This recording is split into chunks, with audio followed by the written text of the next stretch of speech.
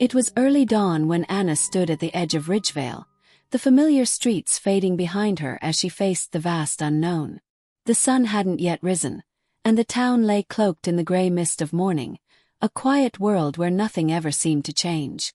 The world she knew was one of predictability, and yet she felt a fire inside her, an undeniable call that urged her to step away from the life she had always known.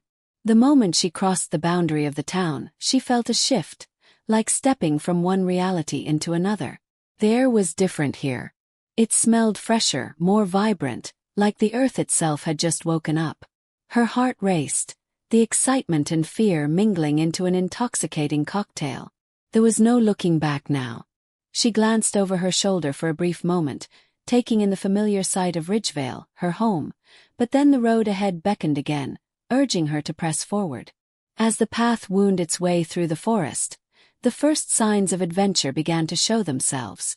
The leaves underfoot were damp with dew, crunching beneath her boots as she ventured deeper into the woods.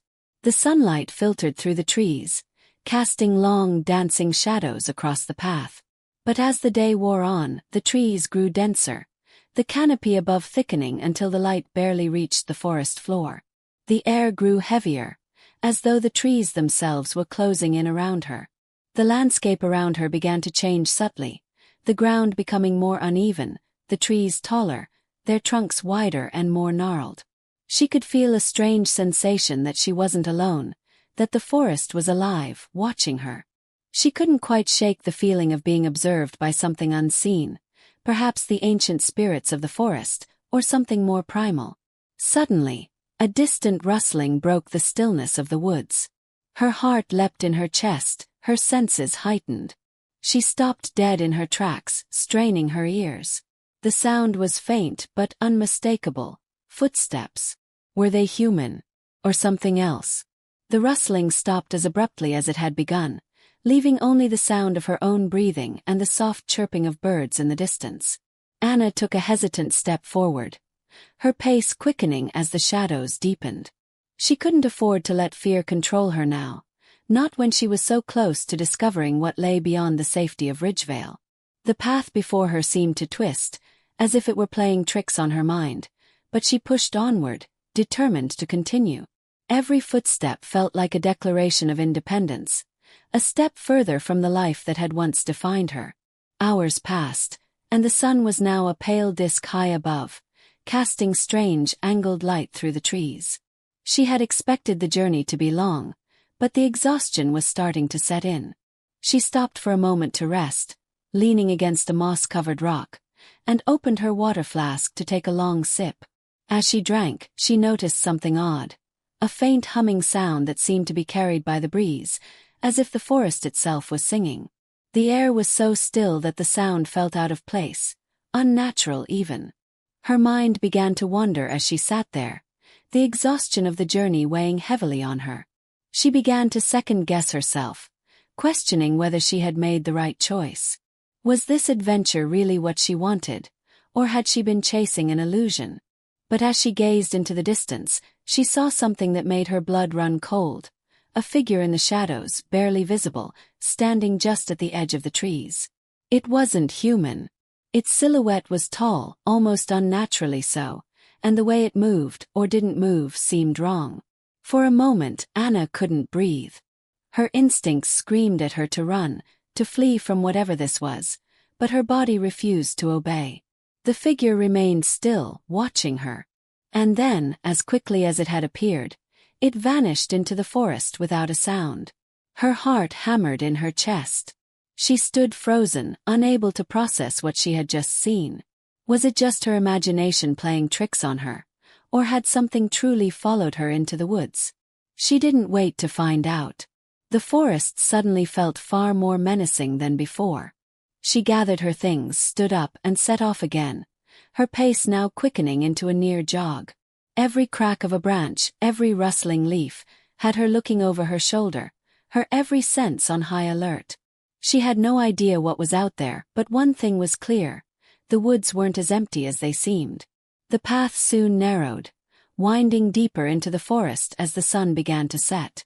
Shadows stretched long and dark, and the once welcoming silence of the forest now felt oppressive. The air was cooler, the stillness almost suffocating. It felt as though the forest itself was closing in around her.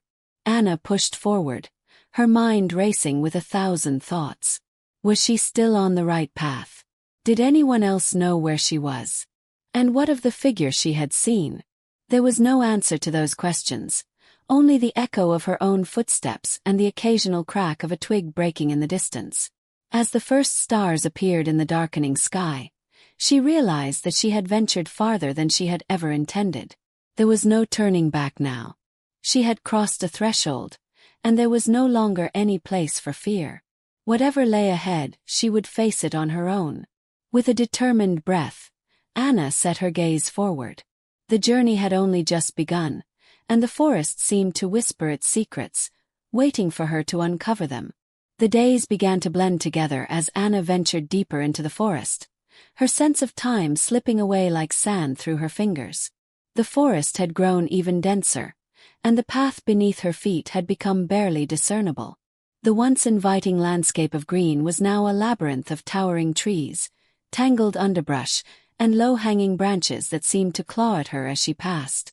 Every step she took felt as though she were moving through a world that was both ancient and alive, its pulse quickening in sync with her own.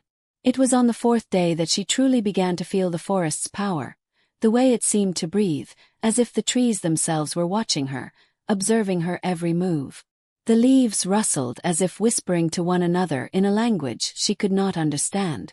The air was thick with an unsettling stillness, and yet, there was a strange energy here, an unspoken force that held sway over everything. Anna could almost hear the forest's heartbeat, slow and steady, reverberating through the ground.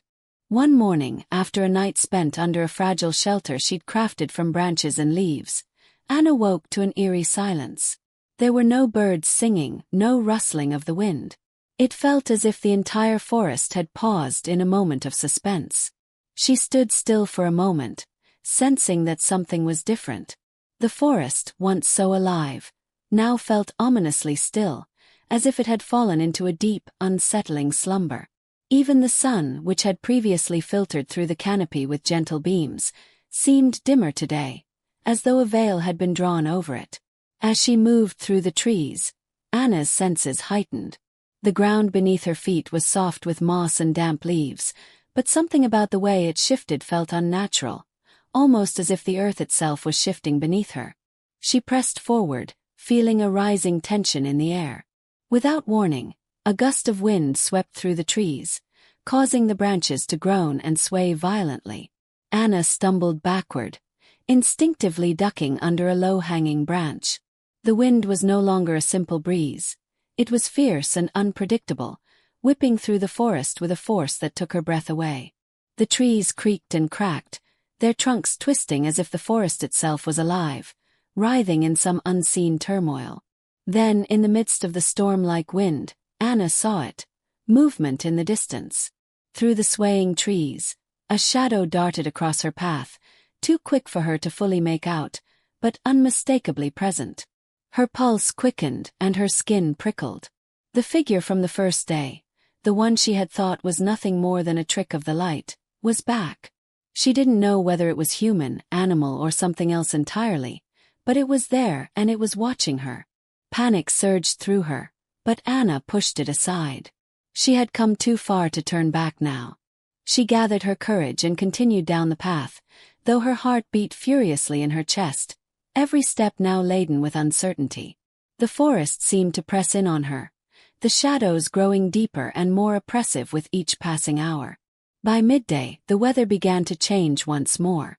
The wind died down, but the sky darkened, clouds rolling in from the west like a tidal wave.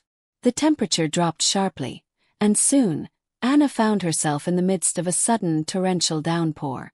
The rain came in sheets, drenching her in seconds, and the once quiet path turned into a rushing stream of water. She sought shelter under a thick canopy of trees, but the downpour was relentless, water dripping from the leaves in heavy torrents. It was here, in the midst of the storm, that Anna experienced something that would stay with her for the rest of the journey. As she huddled against the tree, trying to shield herself from the relentless rain, she heard a noise, something that wasn't the storm.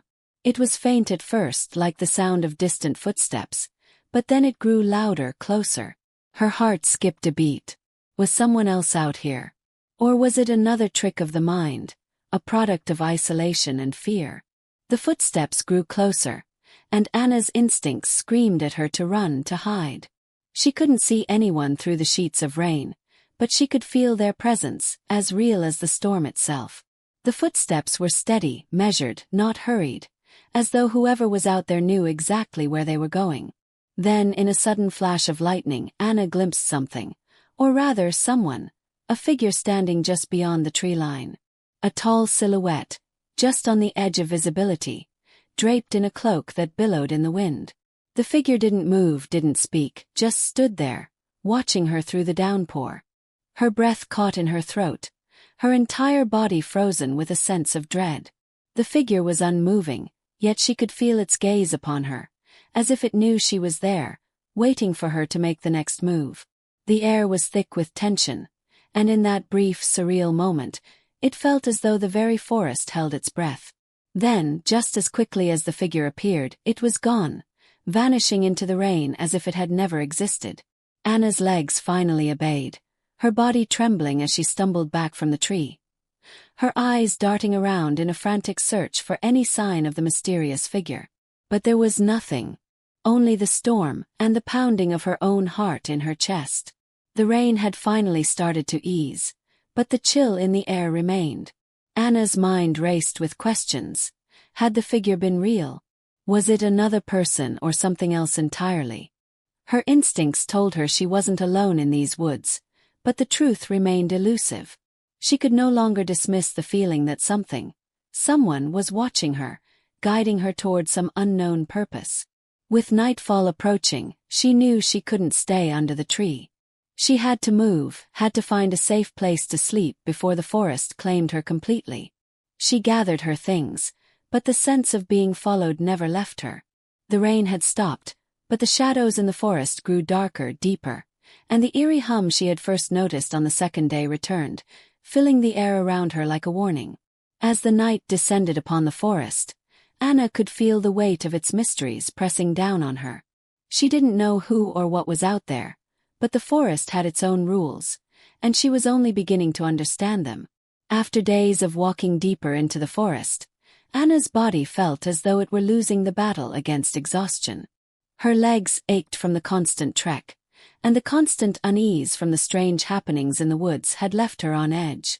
Her food supplies were dwindling, and the realization that she was truly isolated set in. The forest no longer seemed welcoming but more like a vast, enigmatic entity, a place that could either embrace her or swallow her whole.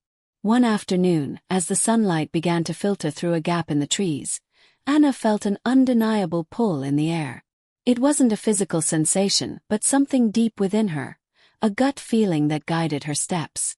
She had been following what seemed to be a faint path when she noticed a cluster of large boulders ahead, half hidden by a thick carpet of moss. There was something unusual about the way the rocks were arranged, almost as if they were placed there deliberately. She approached cautiously, her boots crunching on the underbrush, and as she drew nearer, her heart quickened.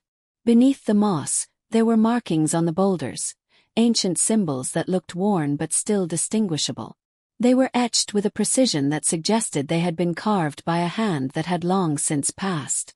The symbols resembled nothing Anna had seen before, patterns of spirals, loops, and angular shapes that seemed to pulse with an energy all their own. The chest contains the heart of the forest. To open it is to awaken the land, for better or for worse. Only the one who understands its true nature can wield the power within.